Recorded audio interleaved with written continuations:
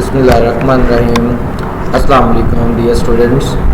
Once again welcome to Apex online classes. Dear students, आज हमारा lecture number 15 है और आज के लेक्चर में हम अपना चैप्टर नंबर 4 डिस्कस करेंगे।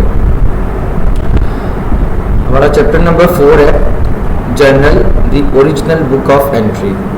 तो बेटा इस चैप्टर में हम जर्नल एंट्रीज बनाना सीखेंगे कि जो फाइनेंशियल ट्रांजैक्शंस हमने पिछले चैप्टर में जिनको एनालाइज किया था उनको जर्नल में हमने किस तरह से रिकॉर्ड करना है।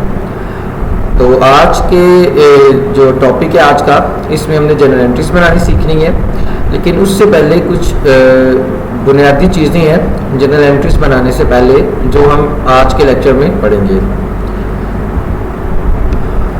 तो स्टूडेंट्स सबसे पहले हम चलते हैं अपनी डेफिनेशन की तरफ कि जर्नल होता क्या है। एक्चुअली जर्नल क्या है, एक ऐसी किताब है, एक ऐसी बुक है जिसमें हमने ट्रांजैक्शंस को सबसे पहले रिकॉर्ड करना होता है ख़ास तरतीब के साथ, और उस रिकॉर्डिंग के साथ हम हर एंट्री के साथ एक छोटी सी डिस्क्रिप्शन भी लिखते हैं जिससे हमें पता चल जाता है कि एक्चुअली इस एंट्री में हमने किस चीज़ को रिकॉर्ड किया है या क्या रिकॉर्ड किया है। तो सबसे पहले डेफिनेशन है आपके पास, the book in which transactions are first of all recorded chronologically. अब यहाँ पे क्रोनोलॉजिकली का मतलब है तरतीब के साथ, कि एक ऐसी किताब जिसमें ट्रांजैक्शंस को एक ख़ास तरतीब के साथ दर्ज किया जाता है, together with its short description. अब जिसमें उसकी एक ख़ास या एक शॉर्ट एक मुख्तसर डिस्क्रिप्शन भी बयान की जाती है हर एंट्री के साथ, तो उसे हम जर्नल का नाम देंगे। तो बेटा इसको हम the book of original entry भी बोलते हैं, इसे हम प्राइम एंट्री भी बोल सकते हैं, इसी तरह इसे हम प्राइमरी एंट्री भी कहते हैं, इसे आप प्रिलिमिनरी एंट्री भी कह सकते हो, और इसी तरह आप इसे फर्स्ट एंट्री भी कह सकते हैं। तो ये तमाम जर्नल के ही नाम है। तो इससे पता चला कि एक ऐसी किताब जिसमें ट्रांजैक्शंस को एक ख़ास तरतीब के साथ उसकी मुख्तसर वजाहत के साथ दर्ज किया जाता है, उसे हम जर्नल का नाम देते हैं। इस तरह से अगर आगे बढ़े तो नेक्स्ट हमारे पास है जर्नलाइजिंग। अब जर्नलाइजिंग क्या है, एक वो प्रोसेस, एक वो तरीकाकार जिसके तहत एंट्रीज को जर्नल के अंदर रिकॉर्ड किया जाए, उस प्रोसेस को जर्नलाइजिंग कहते हैं या उसे जर्नल एंट्री बोलते हैं। तो recording of a transaction in journal, यानी कि जर्नल के अंदर ट्रांजैक्शन को रिकॉर्ड करने का जो प्रोसेस है उसे जर्नलाइजिंग बोलते हैं, या आप उसे जर्नल एंट्री भी कह सकते हैं। इस तरह से अगर नेक्स्ट आगे चले तो नेक्स्ट बेटा हमारे पास एक डेफिनेशन है एंट्री।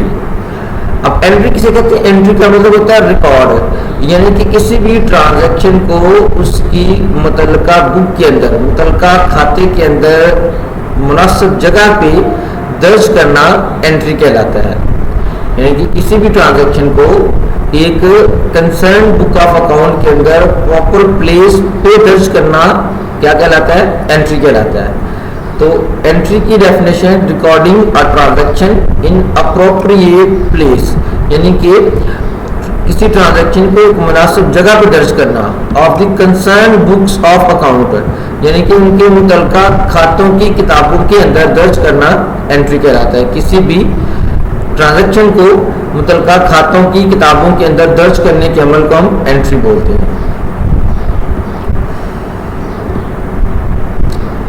नेक्स्ट है जी डेफिनेशन सिंपल एंट्री। तो बेटा सिंपल का मतलब है सादा एंट्री, एक ऐसी एंट्री जिसमें एक अकाउंट डेबिट हो सकता है और दूसरा अकाउंट क्रेडिट हो सकता है, यानी कि एक ऐसी एंट्री जिसमें एक ही अकाउंट डेबिट होता है और एक ही अकाउंट क्रेडिट होता है, उसे हम सिंपल एंट्री का नाम देते हैं। तो an entry in which one account is debited and other account is credited, एक ऐसी एंट्री जिसमें एक अकाउंट तो डेबिट होता है और दूसरा अकाउंट क्रेडिट होता है, उसे हम सिंपल एंट्री का नाम देते हैं। इस तरह से नेक्स्ट है जी कंपाउंड एंट्री।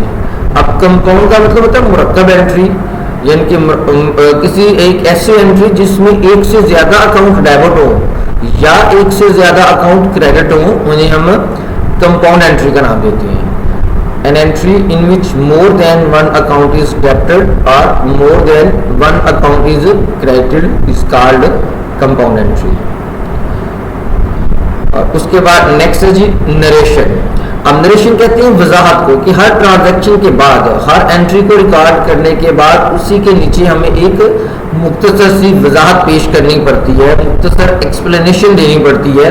उस एक्सप्लेनेशन को, उस वजाहत को हम नरेशन का नाम देते हैं। तो a short explanation of each transaction, कि हर ट्रांजैक्शन की एक जो मुख्तसर वजाहत है which is written under each transaction, जो हर ट्रांजैक्शन के नीचे ही लिखी जाती है, उसे हम नरेशन का नाम देंगे। तो बेटा ये इसकी कुछ डेफिनेशंस थी।